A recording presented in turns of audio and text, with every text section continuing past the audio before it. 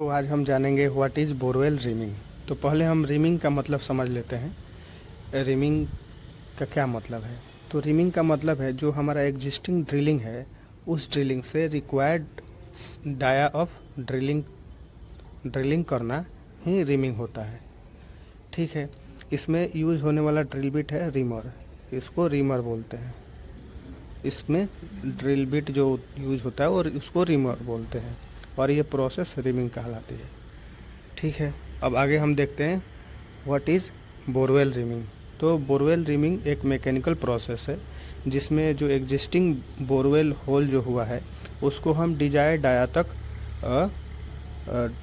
Required dia तक हम enlarge करते हैं। मान लीजिए डाया 400 mm का पहले ड्रिलिंग हुआ था, तो अब हमें रिक्वायरमेंट है 500 mm डाया का बोर बनाना। तो इस प्रोसेस को हम बोरवेल रिमिंग बोलते हैं।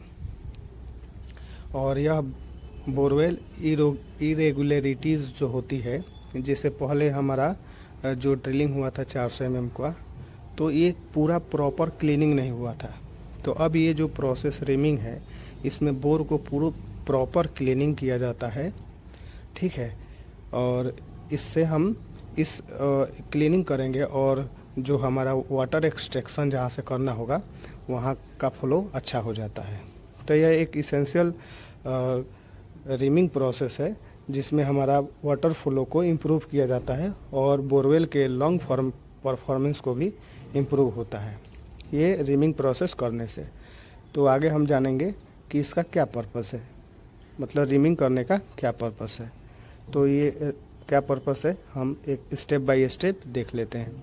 तो पर्पस ऑफ रिमिंग पहला है कि हमारा increment the dia of bore whole.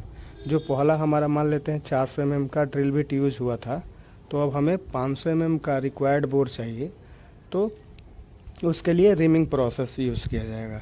दूसरा पॉइंट देखेंगे रिमूव इरेगुलरिटीज़ रफ एज। जैसे बोर में हमारा 400 का जो डाया था बोर का पहला जो ड्रिलिंग एग्जिस्टिंग हुआ है उसमें जो बोर था उसका क्लीनिंग प्रॉपर नहीं हुआ था, उसके एज पे जो क्लीनिंग नहीं हुआ था।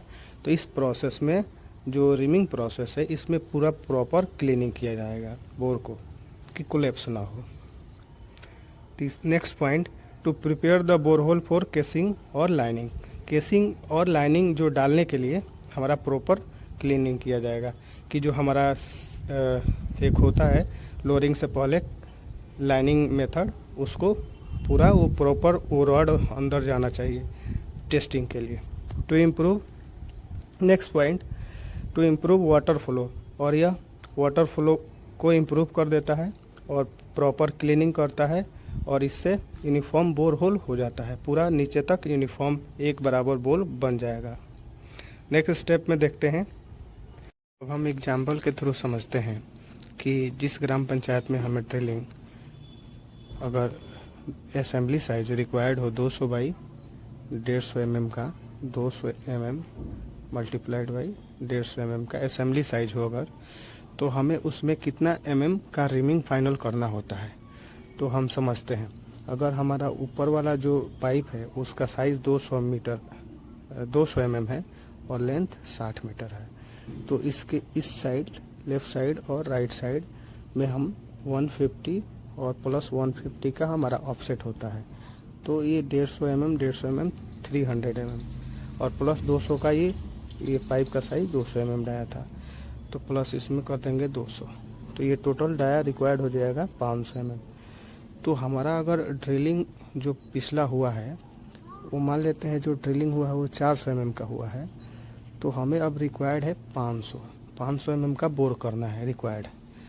तो इसी जो ये रिक्वायर्ड डाया अचीव करना है इस प्रोसेस को रिमिंग प्रोसेस बोलते हैं।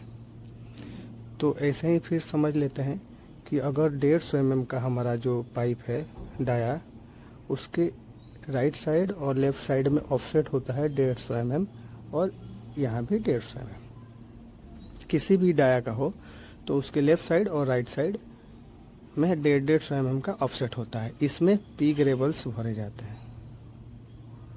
ठीक है, इसीलिए ये ऑफसेट बना रहता है।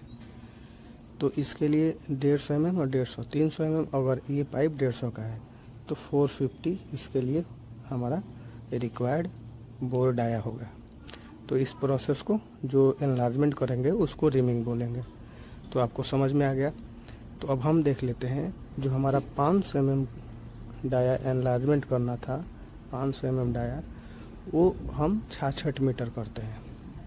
और जो बचा हुआ 450 mm डाया एनलार्जमेंट जो था करना था, वो बचा हुआ पूरे डेप्थ में करेंगे 295 मीटर तक, क्योंकि हमारा लोअरिंग जो था वो 270 मीटर का था।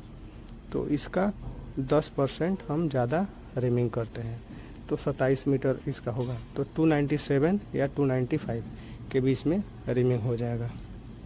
ठीक है जी, 290 से लेकर 295 यहाँ पे लिखा हुआ है। 290 से या 295 या 297 तक भी करेंगे तब भी चलेगा।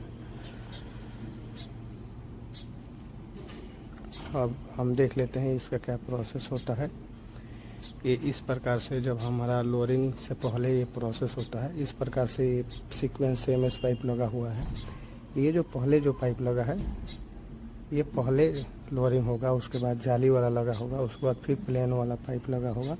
ये जब पूरे पाइप सीक्वेंस से लगाकर वेल्डिंग हो जाता है तब हमारा रिमिंग वर्क चालू होता है। तो आपको यह समझ में आ गया हो तो लाइक, सब्सक्राइब एंड चैनल को सपोर्ट करिए। Thank you for watching.